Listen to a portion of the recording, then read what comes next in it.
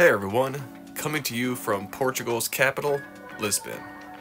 This will be a slideshow video, as during this trip I was pretty exhausted from taking video most of the time, and I just took a shitload of photos, and this will be the video of today. I hope you enjoy my narration. Let's do it. While Teresa and I were returning from the United Kingdom, this was my view. It's just outside of Madrid in Spain. And I thought it was pretty fortunate. Now this year, I took these photos coming into Lisbon the year before. I've used Lisbon's airport a couple times for connections, so it's kind of cool to actually finally be able to explore it a bit. After landing and then hauling ass to get checked into our hotel, we had to make a beeline down to the Tagus River because Teresa reserved a private boat ride for us. Now, I was excited for this boat ride, but the droning sound that was coming from this bridge from the traffic going back and forth kind of gave you like an unsettling feeling, but that was probably just me. The bridge is named the 25th of April Bridge, and that's the date of the Carnation Revolution of 1974.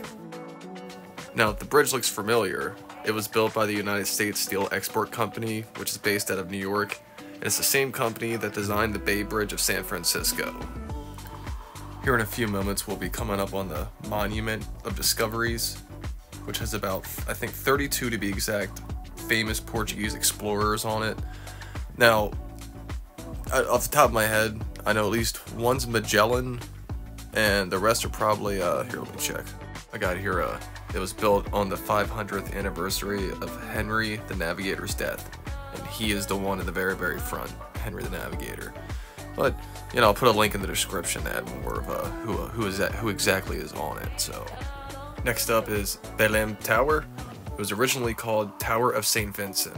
It's a 16th century fortification which served as a point of embarkment and disembarkation of Portuguese explorers. I like the design too because it takes form of the prow of a caravel ship, which is one of the early Portuguese exploration ships. So, just wanted to include that too. Now we're making a U-turn to head back and check out the other side of the Tagus estuary to see what we can see. Now this little adventure takes about 2 hours, so we had enough time to, you know, relax. They provided cheese, meats, crackers, wine, and soda for me, of course. Now as we made our way up, I noticed a few factories, some abandoned buildings, which looked pretty cool. Always like that aesthetic. It was also nice getting another opportunity to take, you know, more pictures of this beautiful bridge. However, to my right, along the landscape, something sticks out, which is the Christ is King monument. Well, I have it written down here as Christ-King monument. And it was built after a cardinal, you know, the religious figure, not the bird, visited Brazil in 1934, and he got the inspiration after seeing Christ the Redeemer. Now, along a lot of these abandoned factories, there's a restaurant. I'll put it in one of the pictures, the name of it, I forget. But the late great Anthony Bourdain visited, and here it actually attracted more business to that side of the river, which I thought was pretty neat. So, yeah, that was on, I believe, no reservations, and that was probably back in 2013. By now, Teresa's on her third glass of wine, so she's having a great time. And I just kept on taking pictures. As for now, we're about to make a U-turn to head back to where we came from and to get a better view of the city. We'll be getting a pretty decent view of I forget if it's the Alfama district or if it's just like the old part of Lisbon, but there's an older part of Lisbon and a newer section. And the newer section was built after the great earthquake of 1755. So I believe it was on a Sunday morning, November 1st, there was a series of earthquakes around like a 7.7, which led to a tsunami. And it was on Sunday, so many people have candles lit, and most of the houses were made of wood. So the unintended candles caused many fires. So it was a three-hitter, you know, earthquakes, tsunami, fire. So as a result, around 85% of the city was destroyed. Well, on a lighter note, look at that sunset. And I must say, this is probably one of my favorite pictures of me. Teresa took it, and, you know, I just wanted to include it in this. So far, the trip has been more than I expected. You know, after this, we're going to have a night tour of the Alfama district of Lisbon. And then tomorrow, we're going to be taking a trip to Depena, which is in Sintra, and it's got a palace, and it was a filming location for this movie I love, but more on that later. Just again, taking in that sunset.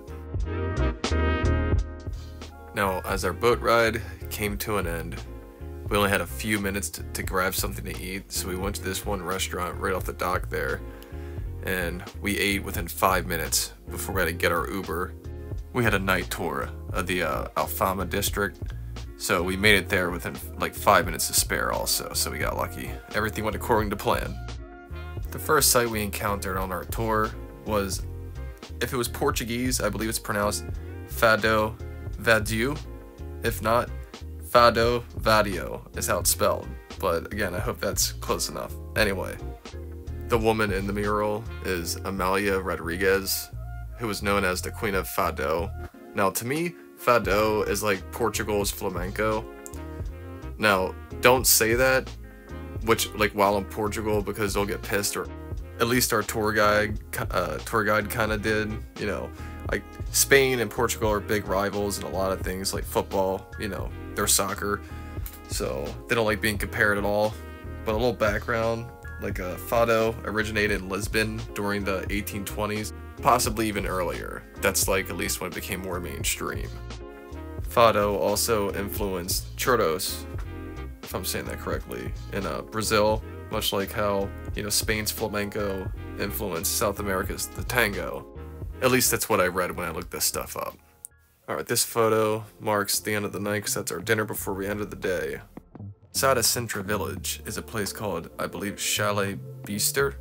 It's like a giant mansion palace looking place, but it was a filming location in the movie The Ninth Gate, which is one of my favorite films. And here, they actually have a cardboard cutout of Johnny Depp. Not a good angle, of course, but either way, I wasn't expecting it, so it was a nice surprise along our way. Arriving at Pina Palace, which I'd say is maybe a little under an hour away from Lisbon. Now, I'll include a link in the description detailing more of the history of Pina Palace, but there was a lot to see. You know, like for example, this is their chapel, and I got a picture of their stained glass window there. Long story short, it was completed in 1854. You know, and most of the rooms are intact as to how they were when it was first completed. And I just admired the little things, like we just saw those crocodile spouts. I thought they were pretty cool. And yeah, very well kept. You know, even the color makes it look as if it was finished yesterday. So I enjoyed Pina Palace. Checking out the view outside the window, and you can see all the way out to the Atlantic Ocean on a clear day. And lucky for us, it was a clear day. So we had a very beautiful view of the surrounding area beneath the palace. I was very lucky because the way the tour was set up, it wasn't overcrowded with tourists, so you could always get some decent pictures without having a bunch of people in it. And that includes me too. Like, I hate to be the background in someone else's photo, but you know, we're all tourists and it is what it is sometimes.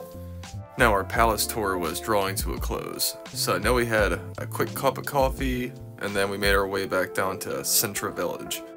The ride back down only takes a couple minutes, and I got to see a cool car along the way, so I got a picture of that. I enjoyed all of this trip, but Sintra village, just being able to walk around, that's, you know, one of the highlights. It's something just simple as like just the cobblestone streets. I like the little shops that were there. We got to try some of the local dessert items too. Like I have it here, let me make sure I spell it correctly. It was like a cheese and cinnamon tart, and we had them at Casa Periquita, or Periquita, I believe is how it's pronounced. So, it was good. Now again, I'm not an expert with Portuguese, but this was called Caparroca, or Caparroca. We could just say Cape Roca, because again, I can't pronounce it properly, but it's along those lines. And it's the most western point of continental Europe. It was neat, seeing the other side of the Atlantic Ocean, their lighthouse there, some of the other monuments, the cliffs. We spent a good, like, I think 30 minutes there, more or less, just checking out the waves, the cliffs, the meadows. It was awesome. After that, I think we loaded up back into the tour van we were in, and we headed over to the next beach town called Cascais. I'll spell it out again. I know, my apologies. Portugal's probably already gonna hate me after that fado to flamenco comparison, so either way, I digress. We spent about 2 hours here. We got dinner. I had sea bass. This dog watched us the whole time. It was great. After that, it was a 30-minute ride back to Lisbon. Along the way, it's not the best picture, but here is the 18th century aqueduct. I thought it was cool. Glad I got a picture of it. The next morning, we only had about maybe, I think, 6 hours or so until we had our flight back to Madrid. So we went to Commerce Plaza. We eventually found a place to get coffee and breakfast really quick. Then we just went back down to the Tagus River, took some more photos. I don't know why it intrigued me so much, but I thought it was really cool seeing this cargo ship just hanging out. What can I say? I'm a simpleton. Also was happy to see some of the typical street carts you always see that are associated with maybe not only Lisbon, maybe all of Portugal. Either way, if I see a picture of Lisbon, it usually has a street cart. And then with the last few hours we had, I think we had just enough time to get a day tour of Lisbon. Got to see the Church of St. Dominic, which survived 2 earthquakes, one in 1531, and then the more popular one, the one of 1755. This view is from the Santa Justa lift, which I'll show you a better picture once we're actually on the beneath it, because it was inspired by the Eiffel Tower, which is pretty cool. After we walked more around the church, there's an honor guard. There's the back end of the Church of St. Dominic, and right there, the Santa Justa lift. And you can actually kind of see the resemblance with the Eiffel Tower, you know, at least in my opinion. We tried Belém pastries, I believe is what they're called. Teresa tried the ginginha, I believe is how it's pronounced, but it's like a sweet tart liquor, and it's served in like a chocolate cup. After all that, we had enough time to take one more picture of the view looking over the Tagus River. We got something to eat, and then got an Uber back to Lisbon Airport. By sunset, we're loaded up onto the plane and Madrid bound once again.